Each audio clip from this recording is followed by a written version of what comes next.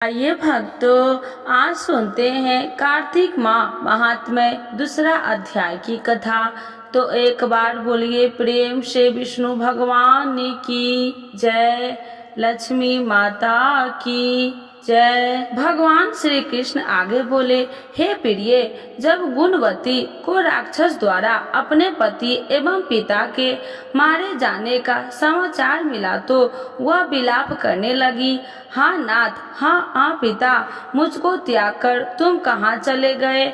मैं अकेली स्त्री तुम्हारे बिना अब क्या करूँ? अब मेरे भोजन वस्त्र आदि की व्यवस्था कौन करेगा? घर में प्रेम पूर्वक मेरा पालन पोषण कौन करेगा? मैं कुछ भी नहीं कर सकती, मुझ विधवा की कौन रक्षा करेगा? मैं कहाँ जाऊँ? मेरे पास तो अब कोई ठिकाना भी नहीं रहा। इस प्रकार विलाप करते हुए गुणवती चक्कर खाकर धरती पर गिर पड़ी और बेहोश हो गई। बहुत देर बाद जब उसे होश आया तो वह पहले की ही भांति करुण विलाप करते हुए शोक सागर में डूब गई। कुछ समय के पश्चात जब वह संभलती तो उसे ध्यान आया कि पिता और पति की मृत्यु के बाद मुझे उनकी क्रिया करनी चाहिए जिससे उनकी गति हो सके। इसीलिए उसने अपने घर का सारा सामान बेच दिया और उससे प्राप्त धन से उसने अपने पिता एवं पति की श्राद्ध आदि कर्म किया। तत्पश्चात वह स्त्री नगर में रहते हुए आठों पहर भगवान विष्णु की भक्ति करने लगी। उसने मृत्यु पर्यंत तक नियम पूर्वक सभी एकादशियों का व्रत और कार्तिके महीने में उपवास एवं व्रत किए। हे प्रिय, एकादशी और कार्तिक व्रत मुझे बहुत ही प्रिय है। इनसे मुक्ति, भुक्ति, पुत्र तथा संपत्ति प्राप्त होती है। कार्तिक मास में जब तुला राशि पर सूर्य आता तब ब्रह्म मुहूर्त में उठकर स्नान करने व व्रत व उपवास करने वाले मनुष्य बहुत प्रिय है, क्योंकि यदि उन्होंने पाप भी किए हो तो भी स्नान व व्रत के प्रभाव से उन्हें मोक्ष प्राप्त हो जाता है। कार्तिक में स्नान, जागरण, दीपदान तथा तुलसी के पौधे की रक्षा करने वाले मनुष्य साक्षात भगवान विष्णु के समान है। कार्तिक मास में मंदिर में झाड़ू लगाने वाले, स्वास्तिक भोजन बनाने वाले तथा भगवान विष्णु की पूजा करने वाले मनुष्य जन्म मरण के चक्कर से छुटकारा पा जाते हैं। यह सुनकर गुणवती भी प्रतिवर्ष श्रद्धा पूर्वक कार्तिक का व्रत और भगवान विष्णु की पूजा करने लगी। हे प्रिय, एक बार उसे ज्वर हो गया और वह बहुत कमजोर भी हो गई। फिर भी वह किसी प्रकार गंगा स्नान के लिए चली गई। गंगा तक तो वह पहुंच गई, परंतु शीत के कारण वह बुरी तरह से कांप रही थी। इस कारण वह शीतल हो गई थी। अब मेरे भगवान विष्णु दूत उसे मेरे धाम ले आए। तत्पश्चात ब्रह्मा आदि देवताओं की प्रार्थना जब मैंने कृष्ण अवतार लिया तो मेरे गण भी मेरे साथ इस पृथ्वी पर आए, जो इस समय यादव है। तुम्हारे पिता पूर्व जन्म में यदो शर्मा थे, वो तो इस समय सत्राधिचित पूर्व जन्म में चंद शर्मा जो तुम्हारा पति था वह डाकू था। और हे देवी, तू ही वह गुणवती है। कार्तिक व्रत के प्रभाव के कारण तू ही मेरी अर्धांगिनी हुई है। पूर्व जन्म में तुमने मेरे मंदिर के द्वारा पर तुलसी का पौधा लगाया था। उस समय वह मेरे महलों के आंगन में कल्प वृक्ष के रूप में विद्यमान है। उस जन्म में जो तुमने दीप दान किया था उसी कारण तुम्हारी देह इतनी सुंदर है और तुम्हारे घर में साक्षात लक्ष्मी का वास है। चूंकि तुमने पूर्व जन्म में अपने सभी व्रतों का फल स्वरूप विष्णु को अर्पित किया था, उसी के प्रभाव से इस जन्म में तुम मेरी प्रिय पत्नी हो। पूर्व जन्म में तुमने नियम पूर्वक जो कार्तिक मास का व्रत किया था उसी के कारण मेरा और तुम्हारा कभी वियोग नहीं होगा। इस प्रकार कार्तिक मास में व्रत आदि करने वाले मनुष्य मुझे तुम्हारे समान प्रिय है। दूसरे जप तप यज्ञ दान आदि करने से प्राप्त फल कार्तिक मास में किए गए व्रत के फल से बहुत थोड़ा होता है, अर्थात कार्तिक मास में व्रतों का 16वां भाग भी नहीं होता।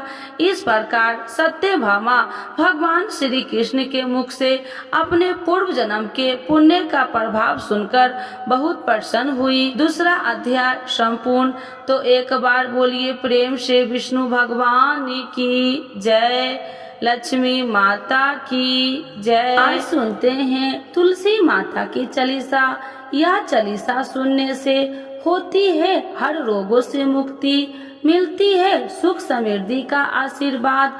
तो एक बार बोलिए प्रेम से विष्णु भगवान की जय, तुलसी माता की जय, भगवती माता की जय। श्री तुलसी महारानी करो विनय सिरनाय, जो मम हो संकट विकट दीजे मात नसाय। नमो नमो तुलसी महारानी, महिमा अमित न जाए बखानी। दियो विष्णु तुमको सम्माना, जग में छायो सुयस महाना। विष्णु प्रिय जय जयंती भवानी, तिहु लोक की हो सुख खानी।